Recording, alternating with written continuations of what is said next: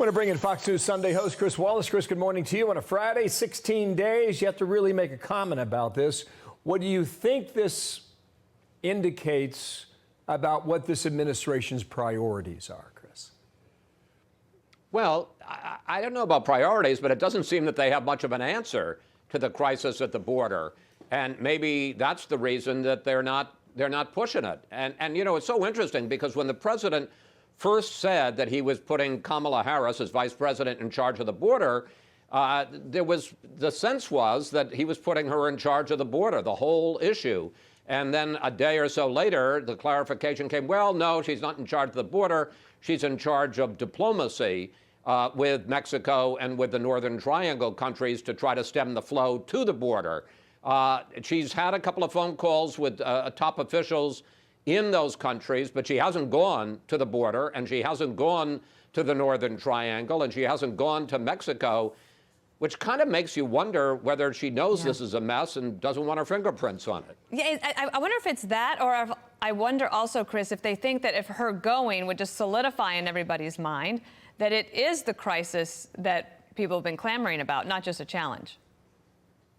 Well, at a certain point, you know, I suppose maybe a month or so ago, Dana, you could play this game, well, it's not a crisis, it's a challenge. But when you see these videos that you have just shown of the kids being dropped from the wall, or that little boy deserted in the desert, or more importantly, the tremendous and terrible overcrowding of CBP facilities, 20,000 people in federal custody, 172 border stops in the month of March, I think we're way past the point where you can even pretend that this isn't a crisis at the border. It is. It's a humanitarian crisis. It's an immigration national sovereignty crisis.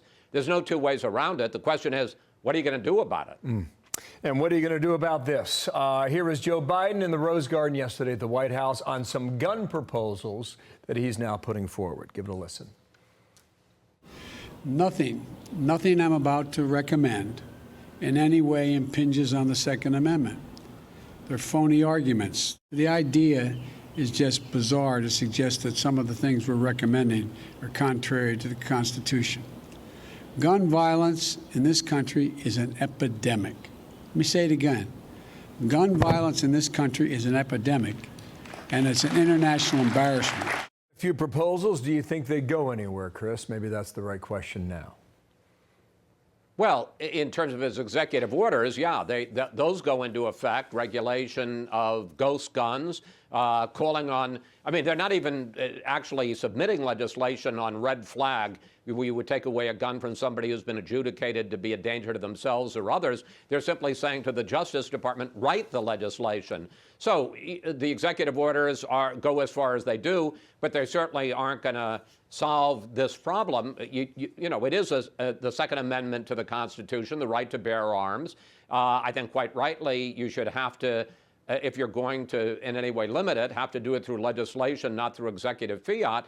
And the president just plain doesn't have the votes. I'm not sure he has 50 Democratic votes, but he certainly doesn't have 10 Republican votes to break a filibuster with the 60-vote margin. So, you know, we've seen this movie before, Bill.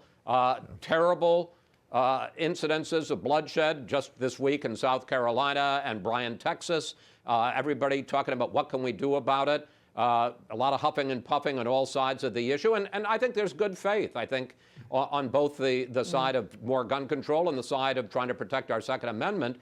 But we never seem to be able to solve the problem. I don't have any indication the movie is going to end any differently this time. Quickly on Sunday, go ahead. Yeah, David. what do you have coming up this weekend? Well, we have the perfect guest to talk about both guns and the border, an exclusive interview with the governor of Texas, Greg Abbott. He's on the front lines on both of these issues. We'll also talk to him about COVID because Texas has taken an interesting approach. They have lifted a lot of the mandates on masks and limiting people coming in. They had a full house for the Texas Rangers opening day, and they're doing pretty well. So maybe they know something we don't. We'll talk to the governor. And then infrastructure, we'll be talking to the Secretary of Transportation, Pete Buttigieg. What is infrastructure? How do you pay for it?